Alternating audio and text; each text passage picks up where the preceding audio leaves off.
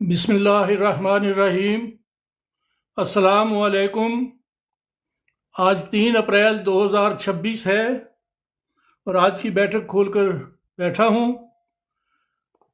आज मेरा इरादा है कि मैं अपने बहुत ही पसंदीदा फिक्शन राइटर जोगिंदर पाल के एक नावलेट पर बात करूँ। मैंने बड़ा तफसीली आर्टिकल लिखा था उनके नावलेट पार परे पर, वो मैं अपना मजमून पढ़कर सुनाता हूँ। जोगिंदर पाल का नावल पार परे। जोगिंदर पाल तख्लीकी जहन रखने वाले उर्दू के इंतहाई ज़रखेज़ फ़िक्शन राइटर हैं। अफसाना, अफसानचा, नावलेट और नावल तक उनकी तख्लीकात बजाय खुद उर्दू फ़िक्शन की कहकशां सी बना चुकी हैं। पार परे उनका ताज़ा नावल है। यह नावल जोगिंदर पाल की तख्लीकी फ़आलियत का हैरान कुन मज़हर है। उम्र के इस हिस्से में जहां हमारे बेशतर लिखने वाले या तो लिखने से तौबा तायब हो जाते हैं या खुद को दोहराते चले जाते हैं, जोगिंदर पाल एक अनोखे मौजू के साथ अपना नावल पार परे लेकर आए हैं। 10 अबवाब और एक पस लफ्ज़ पर मुश्तमिल ये नावल बुनियादी तौर पर बाबा लालू की दास्तान है, लेकिन इस दास्तान में और भी कई किरदारों की कहानियाँ आती चली गई हैं। जालम सिंह जैसे रहम दिल सिंह सरदार की कहानी, मौलवी मंजूर अहमद की कहानी, इंडेमान के जारवाई कबीले की कहानी, शब्बू चोर की कहानी, भाई श्री राम की कहानी और बहुत सारी कहानियाँ। गोरा चाची की कहानी तो खुद बाबा लालू की कहानी से मिलकर अगली कहानियों को जन्म देती है। ये सारी कहानियाँ जज़ायर इंडेमान के मारूफ और इबरतनाक मकाम काले पानी से उभरती डूबती हैं। मुतहिदा हिंदुस्तान में ख़तरनाक मुजरमों को सज़ा के तौर पर काले पानी की सज़ा दी जाती थी। हुक्मरानों ने जिन ख़तरनाक मुजरमों को सज़ा के तौर पर वहाँ भेजा तो उनमें से अक्सर ना सिर्फ ख़तरनाक नहीं थे बल्कि इतने मासूम थे कि ज़िंदगी भर अपने मुआशरे के मुअज़्ज़ज़ीन के इस्तेहसाल का निशाना बनते रहे और इसी के नतीजा में यहाँ फेंकवा दिए गए। बाबा लालू को अपने आगा पीछा का कुछ पता नहीं है। वो बेसहारा था और मास्टर अल्लाह दित्ता उसे तरस खाकर अपने घर ले गए। वहाँ उन्होंने उसे बीवी की तरह रखा और बाप की तरह पाला। स्कूल टीचर की वफात हुई तो स्कूल मैनेजर सत्यावती उसे तरस खाकर अपने यहाँ ले गई और वो मास्टर अल्लाह दित्ता से भी 2 हाथ आगे निकली। फिर एक बार सत्यावती ने अपने बूढ़े शौहर के साथ झगड़े के दौरान उसे गोली मार दी। इल्ज़ाम बाबा लालू के सर लगा दिया और जब मामला अदालत में पहुंचा तो बकौल बाबा लालू सत्यावती के वकील की बहसें सुनकर मुझे भी यकीन आ गया था कि खूनी मैं ही हूं। बाबा लालू का ये एक जुमला तीसरी दुनिया और बिलखसूस जनूबी एशिया के ममालिक के निज़ाम अदल पर और मुआशरे की असलियत पर एक कारी ज़र्ब है। यूं बाबा लालू अंधे इंसाफ की भेंट चढ़कर कातिल का गुनाह अपने जिम्मा लेकर काले पानी की सज़ा के लिए भेज दिया गया। यहाँ इसकी मुलाकात एक तवाइफ गोरा चाची से होती है। गोरा चाची को एक गाहक ने काम के बाद मुआवजा नहीं दिया तो उसने उसे धक्का दिया और वो ऊपरी मंजिल से नीचे गिरकर हलाक हो गया और गोरा चाची कत्ल के इल्ज़ाम में सज़ा पाकर काले पानी भेज दी गई। बहरहाल दोनों के दरमियान बात बढ़ती है तो दोनों शादी कर लेते हैं। कैद से रिहाई के बाद काले पानी के बेशतर सज़ा याफ्ता लोग वहीं बस जाते हैं। यूं पोर्ट ब्लेयर एक शहर बनकर फैल चुका है। काले पानी के सज़ा याफ्ता इन लोगों की बड़ी तादाद अपने रहन सहन से राम राज या सतयुग की याद दिलाती है। प्यार मोहब्बत, एक दूसरे के दुख दर्द में शरीक, दीनी गैरतों और तहजीबी बेगैरतियों से पाक साफ मुआशरा। मुसलमान, हिंदू, सिख, मसीही और मकामी जारवाई लोग सब तासुबात से पाक अच्छे इंसानों की तरह जी रहे हैं। लालू और गोरा के यहाँ 2 बेटे पैदा होते हैं। अपने दोस्त जालम सिंह के कहने पर वो पहला बेटा वह गुरु को दे देता है। उसका नाम बेकल सिंह रखा गया। दूसरा बेटा हुआ तो उसे मुसलमानों के हवाले करने का सोचता है और उसका नाम अली रख दिया जाता है। मियाँ बीवी दोनों हिंदू। बेकल सिंह बड़ा होकर अच्छा कारोबारी साबित होता है। बाप की करियाने की छोटी सी दुकान को बढ़ाकर प्रोविजन स्टोर में बदल देता है। छोटा बेटा पढ़ाई की तरफ तवज्जो देता है और ग्रेजुएशन करके स्कूल टीचर बन जाता है। ज़हनी तौर पर वो गौर व फिक्र में मुब्तला रहता है। उसका अंग्रेज़ प्रिंसिपल भी उसकी ज़हनी सलाहियतों की कदर करता है। बेकल सिंह की शादी एक लड़की से हो जाती है। अली अली एक मकामी लड़की सू को पसंद कर चुका है। इसी दौरान हिंदुस्तान से बाज़ हिंदू रहनुमा पोर्ट ब्लेयर आते हैं और वहाँ के हिंदुओं को बताते हैं कि माजी में मुसलमान हुक्मरानों ने उनके आबाओ अजदाद पर क्या क्या मजालिम ढाए थे। संगीन मुकदमात में सज़ा याफ्ता लोगों से बसा हुआ शहर पोर्ट ब्लेयर सज़ा याफ्ता लोगों का गढ़ होने के बावजूद अमन व सुकून का गहवारा था और मजहबी नफरत के जहर से अभी तक पाक था। लेकिन हिंदुस्तान से आने वाले हिंदू रहनुमाओं ने पहली ही इश्तियाल अंगेज तकरीब में जहर फैलाया तो इसी तकरीब में बाबा लालू और गोरा का बेटा अली खड़ा हो गया। उसने मुकर्रर को मुखातब करके कहा, क्या आप इस वक्त तारीख के पन्नों में सांस ले रहे हैं या 20वीं सदी के खात्मे पर? यहाँ पोर्ट ब्लेयर में आप आखिर चाहते क्या हैं? फिरका वाराना फसाद, मारा पीटी, वहशियाना कुवत? क्या चाहते हैं आप? हमारी जानें?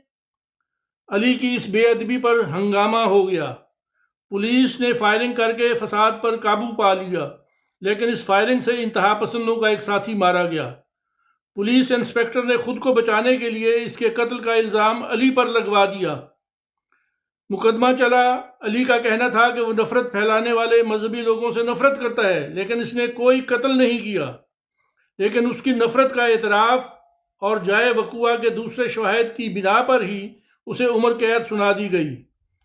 काले पानी में रचे बसे हुए ख़ानदान के नौजवान को नए काले पानी की सज़ा सुनाई गई। उसे बाल ठाकरे जी के शहर बम्बई की जेल में भेज दिया गया।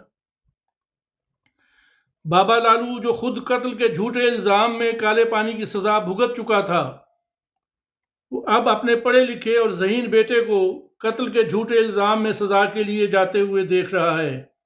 अली के सारे बही ख्वाह, सारे अजीज़ इस नाइंसाफ़ी पर, इस जुल्म पर घुलने के सिवा कुछ नहीं कर सकते। बाबा लालू अली के प्रिंसिपल से शायद मन ही मन में बातें कर रहा है। मेरी कहानी तो पूरी हो ली है, पर कहाँ पूरी हुई है पटसन साहब? वो तो बंबई जेल में जाकर ये नावल मेरा पढ़ा हुआ है। माजरत चाहता हूँ, नहीं पढ़ सकूंगा मज़ीद, क्योंकि नावल मेरा पढ़ा हुआ है तो वो पूरा सीन मेरे सामने है।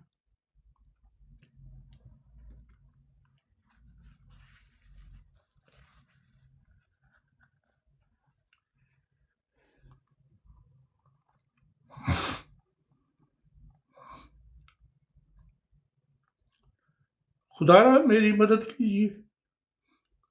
पेटसन साहब, जो अभी होना है वो सारे का सारा एकदम हो जाने दीजिए।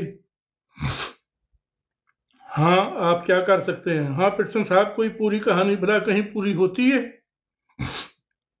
बाबा लालू की इसी खुद कलामी पर नावल का इख्तिताम हो जाता है और बाकी कहानी हम सब अपने अपने जहनों से सोचते हुए अली की, बाबू लाली की, गोरा की, जालम सिंह की, फादर डैनियल बख्श की और मकामी जारवी लड़की सू की और कई दूसरे किरदारों की कितनी ही कहानियां बना सकते हैं।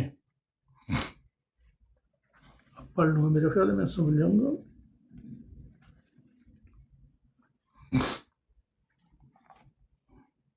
योगेंद्र पाल अपने मखसूस डिक्शन के साथ इस नावल में खुशियों और दुखों के कितने ही फूल सजाए हुए हैं। आइए उनके चंद जुमलों के फूलों को किसी हवाले के बगैर देखते हैं। इतना नेक था, मालूम नहीं इतना दुखी क्यों था। बाबा, किसी ने उसे टोका, जब इतना नेक था तो दुखी तो होगा ही। बैरकों की कैद और काम से छुट्टी पाकर बाबा लालू को सबसे पहला यह मसला लाहक था कि अब रहेंगे कहाँ, इसमें क्या मुश्किल है। गोरा चाची ने उससे कहा, तुम मेरे दिल में रहोगे और मैं तुम्हारे दिल में, इस तरह तो हम कभी भी ना मिल पाएंगे। रब के इन नेक बंदों को, ये छोटे छोटे इक्तबास हैं, मतलब अलग अलग इक्तबास हैं। रब के इन नेक बंदों को अपनी सजा भुगतना भी नहीं आता भाभी। वो हमारी तरह चोर डाकू हों तो जेल को भी ससुराल बना लें। मौलवी को भुने हुए चने बहुत मरगूब थे। जालम सिंह ने उसके सामने अपनी हथेली खोल दी। मुझे तो एवाई फिक्र खाई रखती है मौलविया कि जन्नत में तो सिर्फ दूध और शहद की नदियां बहती हैं और तुझे उठे भुने हुए चने कहाँ मिलेंगे। तुम एक नहाती बहुत हो बीवी। तुम जो नहीं नहाते बाबा, तुम्हारा नहाना भी ना नहा लिया करूं तो तुम्हारे करीब खड़ा होना तुम्हारे करीब खड़ा होकर सांस लेना भी दुश्वार हो जाए। ये मैं फिर दोबारा पढ़ता हूँ, ये बड़ा मजे का वो है। ये एक दफ़ा मैंने मुबारका को भी सुनाया था, वो इसरार करती रहती थी नहा लो नहा लो, तो मैंने उसे ये एक बात सुनाया था, तो मुझे इस पर मज़ा आया ये पढ़ते हुए। फिर से पढ़ता हूँ ठीक करके। तुम एक नहाती बहुत हो बीबी।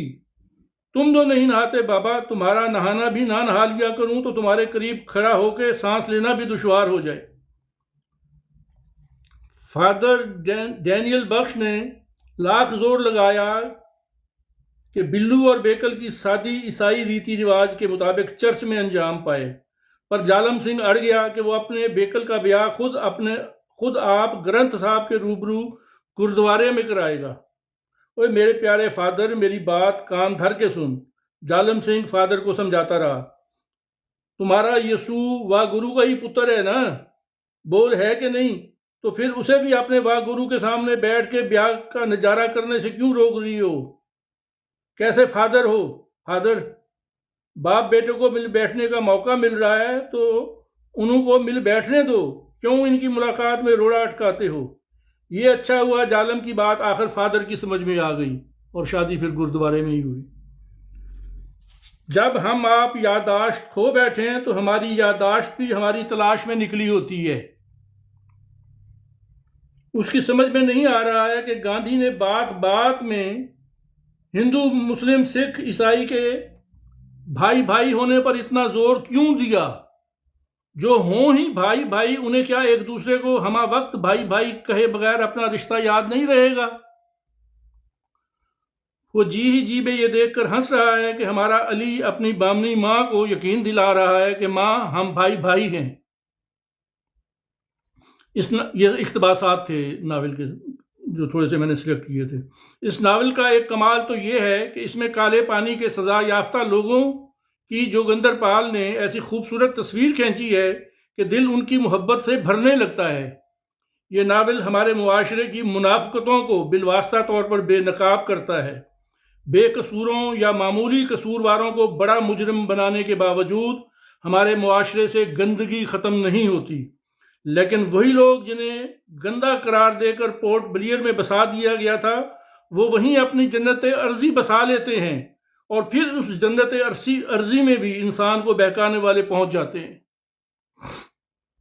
नावल के सरे वर्क पर 4 तस्वीर सलीके से सजाई गई हैं।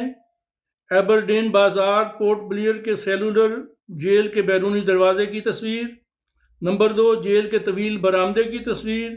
नंबर 3 जेल के बाहर से और फिजा से ली गई तस्वीर। और नंबर 4 बैलों की जगह कैदियों के कोलू चलाने और तेल निकाले वाले मकाम की तस्वीर। इसी मकाम को बतौर ख़ास काले पानी से ताबीर किया जाता है। पोर्ट ब्लेयर शहर को और काले पानी के मकीनों की नफ्सियात को जोगिंदर पाल ने इतनी खूबसूरती और महारत के साथ बयान किया है कि उनकी इस महारत पर रश्क आता है। पोर्ट ब्लेयर शहर को और काले पानी के मकीनों की नफ्सियात को जोगिंदर पाल ने इतनी खूबसूरती और महारत के साथ बयान किया है कि उनकी इस महारत पर रश्क आता है।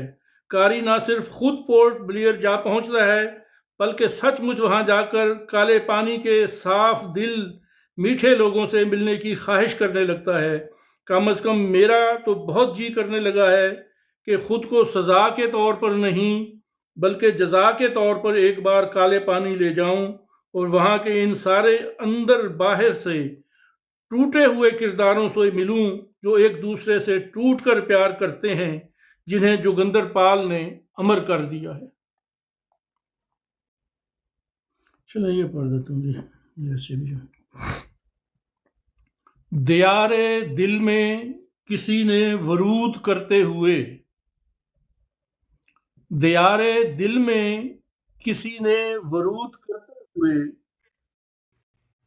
बुझा दिया हमें रोशन वजूद करते हुए।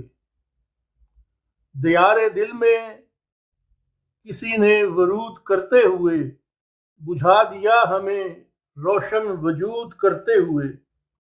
ये मेरे जिस्म ने क्या खेल मुझसे कर डाला, ये मेरे जिस्म ने क्या खेल मुझसे कर डाला, मुझे निकाल दिया बेवजूद करते हुए।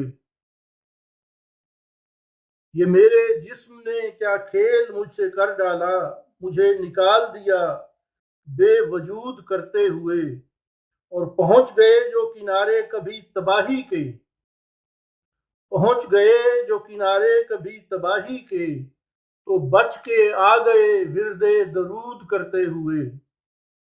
पहुंच गए जो किनारे कभी तबाही के, तो बच के आ गए विरदे दरूद करते हुए। और खड़े थे शाह कई झोलियों को फैलाए, खड़े थे शाह कई झोलियों को फैलाए। फकीर गुजरे थे जिस राह से जूद करते हुए, खड़े थे शाह कई झोलियों को फैलाए। फकीर गुजरे थे जिस राह से जूद करते हुए। और कई बरस की जुदाई भी कुछ बदल न सकी, कई बरस की जुदाई भी कुछ बदल न सकी। वो जूद रंज मिला रंज जूद करते हुए। कई बरस की जुदाई भी कुछ बदल न सकी, वो जूद रंज मिला रंज जूद करते हुए। और किसी की याद जलाई थी जिस घड़ी हैदर, किसी की याद जलाई थी जिस घड़ी हैदर। फिजा महक उठी संदल को दूध करते हुए। ये दूध दूध मिल्क नहीं है, ये धुआं है, धुआं। किसी की याद जलाई थी जिस घड़ी हैदर, फिजा महक उठी संदल को दूध करते हुए। दियारे दिल में किसी ने वरूद करते हुए बुझा दिया हमें रोशन वजूद करते हुए। ये मेरा ये मुकम्मल हो गया आज का पूरा हिस्सा जो मैंने पेश करना था। अब बताइए जी, कौन साहब हैं जी? जुपिटर साहब हैं। अस्सलाम वालेकुम सर, कैसे हैं आप? ठीक ठाक हैं जी, बोलिए साहब। माशाल्लाह, अच्छा लग रहा है आपको सुन के। मैं मून हूँ अमेरिका से। मैं आपसे कुछ पूछ भी सकता हूँ शायरी के जी जी हवाले जी से जी, अगर आप बिल्कुल बिल्कुल बिल्कुल। जी वही बहुत इनायत। जो मैंने पढ़ा सुनाया कुछ इस हवाले से, या जी कुछ जी जी अदबी कॉन्टेक्स्ट में कुछ भी। जी जी जी बहुत शुक्रिया इनायत आपकी। मुझे ना, मैं फैज़ को पसंद करता हूँ और जी फैज़ की एक नज़म है। वो बज़ाहिर तो बहुत सादी है, कोई इतनी मुश्किल अल्फाज नहीं है, फ़ारसी का भी इस्तेमाल उसमें ज़्यादा नहीं हुआ, लेकिन मुझे उसकी समझ नहीं आई कि वो किस दिन का ज़िक्र कर रहे हैं। वो मशहूर उनकी नज़म है कि अब क्यों उस दिन का ज़िक्र करो जब दिल टुकड़े हो जाएगा, जब सारे गम मिट जाएंगे, जो कुछ पाया खो जाएगा, जो मिल न सका वो पाएंगे। ये दिन तो वही दिन है जो पहला दिन था चाहत का। सुनी होगी आपने, पूरी लंबी है, अगर आपके ज़हन में है तो। मुझे समझ नहीं आ रही कि ये किस दिन का जिक्र कर रहे हैं। मैं क्यास करने की कोशिश कर रहा हूँ जी, मैं भी कि क्यास करता हूँ आपने जो बताया, क्योंकि पहली बात तो यह है कि फैज साहब बड़े नजरियाती इंसान थे और लेफ्ट के पक्के बंदे थे। मतलब जी जी जो ऐसा ही है। कंप्रोमाइज करने वाले बंदों में से नहीं थे। मतलब वो कोई मुश्तिल मिजाज भी नहीं थे, बड़े ठंडे मिजाज के, बड़े धीमे, बल्कि सूफियाना मिजाज के बंदे थे वैसे। लेकिन नज़रियाती तौर पर वो बड़े पक्के सच्चे मुखलिस लेफ्ट के आदमी थे। तो वो लेफ्ट वालों का जो इनकलाब था जिसकी वो उम्मीद थी उनको, तो ये उसी दिन की बात कर रहे हैं ना, ये उसी दिन की बात है। आ, हाँ जी, आपकी ये बात सही फरमाई आपने कि फैज़ का ये मामला है, वो कोई भी नज़म या गज़ल शुरू करते हैं तो वो इंतहाई रोमांटिक होती है, लेकिन जब वो थोड़ी सी आगे चलते हैं तो वापस वो अपने ही रविश पे आ जाते हैं, माहौल के तकरीबन आप रकीब से देख लें, मुझसे पहली सी मोहब्बत देख लें, तेरे होंठों के फूलों की चाहत, मतलब क्या लूँ, सब स्टार्ट वो यही करते हैं बज़ाहिर। अच्छा, फैज साहब की खूबी भी यही है, बाकी तरक्की पसंद शोरा के मुकाबले जी में ना, जो जो उनके हम असर थे, वो ज्यादातर नारे लगाते रहे हैं शायरी में ना। हाँ तो जी, हाँ जी। शेर इस तरह तो उनकी इनकलाब लाएंगे और ये कर देंगे। फैज साहब बड़े जी, धीमे मिजाज से, बड़े वो उसका रोमांटिक मूड भी उनका जी। साथ साथ चलता है, और इनकलाब की आवाज भी धीमी लय में चलती है, और बड़ा उसमें एक मतलब खूबसूरती हुँ। पैदा हो जाती है पढ़ने जी, वाले जी, की। जी, जी, जी। और इवन उनकी जो ना एक तरक्की गज़ल पसंद है नहीं है। जी। जी। उनकी एक गज़ल है, आप हम बचपन से सुनते आए हैं, वो है क्या था? गुलों में रंग भरे जी बादे जी नौ जी। बहार चले। तो हम्म, मैं इसको बड़े अरसे सुन रहा था और मैं इसको बड़ी रोमांटिक शायरी समझ रहा था। हम्म, लेकिन जब उसकी समझ में आई तो वो तो अपने मुल्क का पूछ रहे हैं कि मेरे मुल्क के क्या हालात है, मैं तो यहाँ कफ़स में हूँ, जी जी जी तो कोई खबर लाओ। तो वो मुझे समझ उसकी बाद में आई कि शायर यहाँ पे कहना क्या चाह रहा है, क्योंकि ज़ूम आनी होती है ना बात का शायरी। जी जी। तो इनकी ये जो नज़म है ना, मैं बड़ी कोशिश कर पाया हूँ कि मुझे कुछ समझ आई है किस दिन का ज़िक्र कर रहे हैं, क्योंकि उसमें 2-3 पहलू ऐसे हैं, हम्म। कभी मुझे लगता है वो क़यामत के दिन की बात कर रहे ना हैं, ना ना कभी ना वो ना, ऐसा क़यामत की हुँ, नहीं। अच्छा, इसको एक और नज्म के साथ मिलाएं।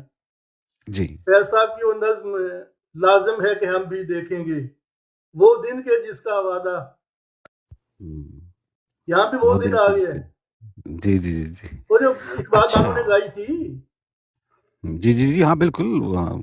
बड़ी जब मशहूर तख्त नज्म है गिराए फैज साहब की। जाएँगे, जब हाँ जी, हाँ। जब ताज अब उछाले जाएँगे। हाँ जी, हाँ जी जी जी, जी जी बिल्कुल जी। सही फरमाना है। अच्छा, अब लेकिन ये जाहिर है जो इसमें भी नज़्म है वो ना, इसके अपने कुछ पहलू ऐसे सुर्ख हैं इनकलाब की बात कर रहे हैं। जी, जी, जी, जी। इसमें भी वो अपने सुर्ख इनकलाब की बात कर रहे हैं। अलबत्ता ये जरूर हुआ है, मैं इस पर एक आर्टिकल लिख चुका हूँ इस नज्म के मुतालिया पर ना, कि जी, जी। नज्म इंतहाई खूबसूरत है। फैज साहब की शानदार नज्मों में से एक नज्म है, और फैज साहब मजमूई तौर पर बड़े ज़बरदस्त शायर हैं, नो डाउट। लेकिन जहाँ वो नज़रियात की बात आ जाती है ना, वहाँ डिफरेंसेस तो होते हैं ना फिर अपने अपने। तो फैज साहब ने पेशगोई ये की थी कि सोवियत यूनियन के ज़रिए से सुर्ख इनकलाब पूरी दुनिया में फैल जाएगा, और पेशगोई का असर उल्टा हुआ कि सोवियत यूनियन के टुकड़े टुकड़े हो गए। जी वो सर, अपना वो निकल हुआ। इनायत तो आपकी, ये आपने टाइम कंबर दिया। आरती साहब भी आए हुए हैं, तो इनके साथ भी यही करते हैं कि भाई नेक्स्ट, जी कंबर साहब आपके साथ नेक्स्ट प्रोग्राम का तय करते हैं, उसमें फिर बैठ के गपशप करेंगे। तो इस वक्त तो मेरा टाइम पूरा हो गया वैसे ही। जी, जी, अपना ख़्याल तो रखिएगा, अल्लाह आपको जी, सेहत दे, अल्लाह तो आपके हम ये इल्म से 3 अफराद को फ़ायदा हम तय कर लेते हैं ना आपस में, तो बाकी मजीद भी कोई जी, दोस्त आना चाहेंगे तो जी। उनको भी वेलकम होगा। वो मेहरीन भी अगर आ जाती हैं, चलो थोड़ा-सा उनसे वो तो तारुफ़ हो आती जाता रहती है। हैं, वो तो आती रहती हैं, चलो उनका तो नेक्स्ट कोई जी, मसला नहीं। बेहतर, ठीक हो गया। ठीक है जी, ओके जी, फिर अल्लाह हाफिज। जी, अल्लाह मेरीन हाफ़िज़, शुक्रिया बहुत सबको बहुत, अस्सलाम खुदा वालेकुम। हाफिज।